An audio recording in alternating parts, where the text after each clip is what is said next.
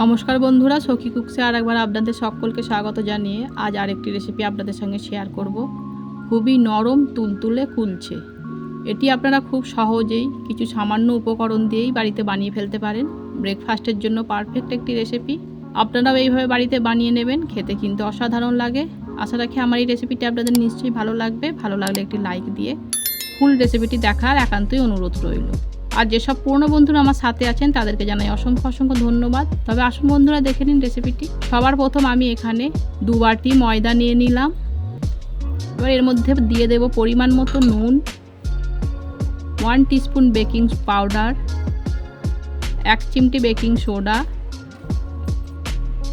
আর এখানে দিয়ে দেব 2 চামচ রিফাইন্ড অয়েল। দিয়ে এবার এই সমস্ত উপকরণগুলো আমি বেশ ভালো করে ময়দার সাথে মিশিয়ে নেব।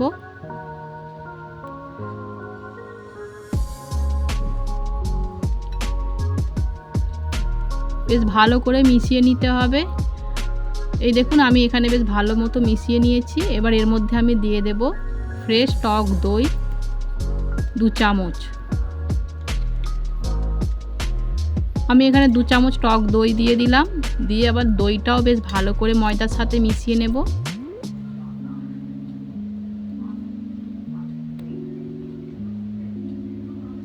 এই দেখুন দইটাও বেশ ভালো করে ময়দার সাথে আমি মিশিয়ে নিয়েছি।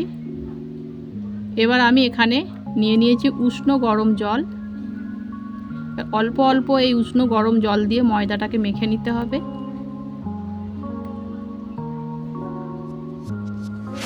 আমি এখানে অল্প অল্প জল দিয়ে ময়দাটাকে মেখে নেব। একটু নরম করে মেখে নেব যাতে কুলচেগুলো বেলতে খুবই সুবিধা হয়।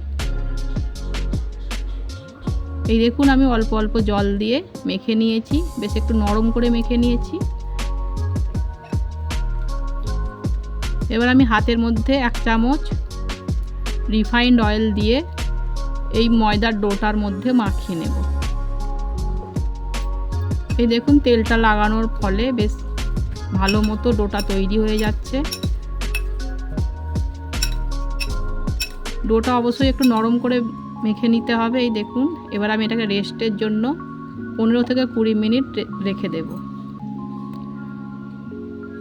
আমি 15 মিনিট পর ফিরে এলাম। এই দেখুন ডোটা বেশ অনেকটাই ফুলে গেছে। এবার আমি এটাকে বেশ ভালো করে মেখে নেব। আর একটু ময়দাটা আমি এখানে বেশ ভালো করে মেখে নিয়েছি। এবার আমি লেচি কেটে নেব। লেচিগুলো একটু বড় বড় করে কেটে নিতে হবে, কেন কি কুলচে সাধারণত একটু মোটা হয়। আমি এই ডোটা থেকে আমি 4টে লেচি বানিয়ে নিলাম। এই দেখুন এবার এই লেচিগুলোকে আমি পাকিয়ে নেব।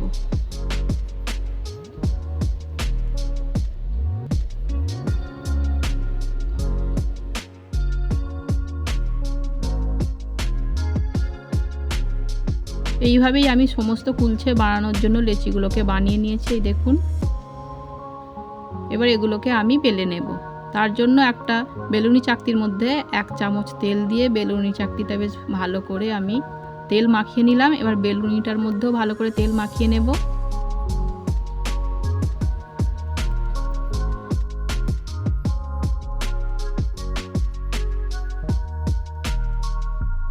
এবার একটা লেচি নিয়ে আমি একটু মোটা করে লুচির আকারে বেলে নেব। লুচির থেকে একটু বড় করে বেলে নেব।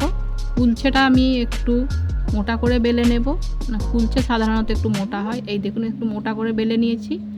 এবার এর ওপর দিয়ে দেবো কিছুটা কসুরি মেথি আর 1 চিমটি মতো কালো জিরে দিয়ে আবার আমি একবার বেলে নিলাম।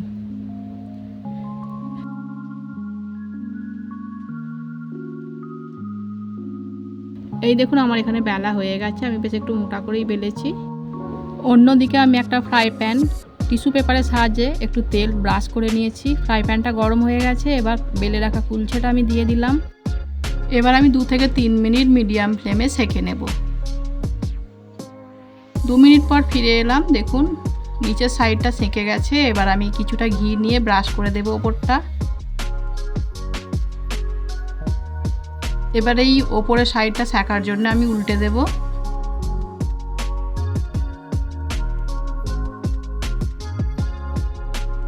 নিচের সাইডটাও কিছুক্ষণের জন্য সেঁকে নেব।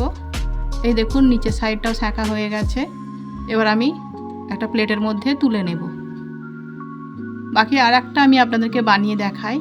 ওই একইভাবে লেচিটাকে বেলে নিতে হবে মোটা করে।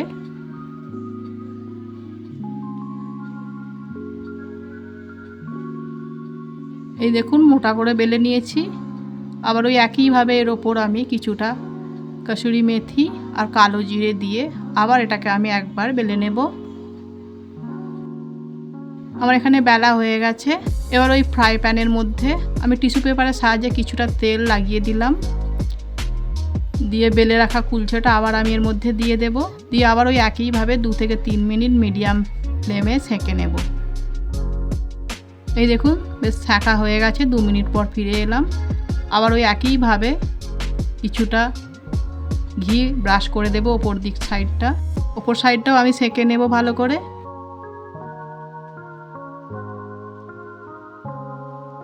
এই দেখুন এই কুলচাটাও বেশ তৈরি হয়ে গেছে। এবার আমি প্লেটের মধ্যে নামিয়ে নেব। আমার যদি এই রেসিপিটা আপনাদের এতটুকুনি ভালো লেগে থাকে তাহলে অবশ্যই একটি লাইক করতে ভুলবেন না। আমি এখানে সমস্ত কুলচেগুলোকে বানিয়ে নিয়েছি। এই দেখুন, আর সাথে আমি নিয়ে নিলাম মটর। আপনারা চাইলে ছোলা বানিয়ে নিতে পারেন। আমি আপনাদেরকে একটা ছিঁড়ে দেখাই।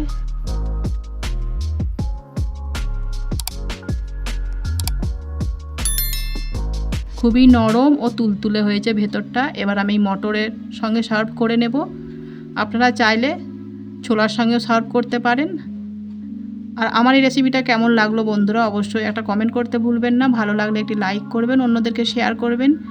আর এই ধরনের নতুন নতুন রেসিপি আমার চ্যানেলে দেখতে হলে চ্যানেলটিকে সাবস্ক্রাইব করে পাশে থাকা নোটিফিকেশান বাটনটিকে অন করে দেবেন, যাতে নতুন নতুন ভিডিও আপলোড করলে সবার প্রথম আপনাদের কাছে পৌঁছে যায়। আবার দেখা হচ্ছে অন্য আরেকটি রেসিপির সাথে। ধন্যবাদ।